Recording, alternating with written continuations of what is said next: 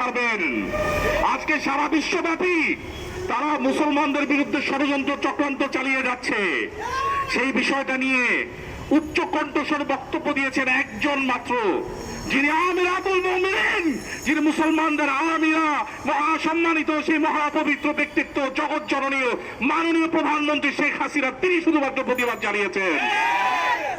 আমাদের এই প্রাণের ভূমিকে কেন্দ্র করে আজকে পার্বত্য চট্টগ্রামকে বিচ্ছিন্ন করার জন্য এক নিকৃষ্ট ষড়যন্ত্র চক্রান্ত চালিয়ে যাওয়া হচ্ছে। এই ষড়যন্ত্রের বিরুদ্ধে সর্বপ্রথম বক্তব্য উত্থাপন করেছেন মাননীয় প্রধানমন্ত্রী শেখ হাসিনা। তিনি বলেছেন মায়ানমারের কিছু অংশ পার্বত্য চট্টগ্রামের অংশ নিয়ে তারা আলাদা একটি দেশ বানাতে চায়। নাউজুবিল্লাহ। তারা সেন্ট মার্টিনের মধ্যে ঘাঁটি বানাতে চায়। নাউজুবিল্লাহ। আমাদের এই প্রাণের ভূখণ্ডকে বিচ্ছিন্ন করা সেই ষড়যন্ত্রে প্রত্যক্ষভাবে হলেও জড়িত রয়েছে বাংলাদেশ নালিশ পার্টি, বিএনপি। আজকে এই বাংলাদেশ নালিশ পার্টি বিদেশে গিয়ে নালিশ করতে পারে।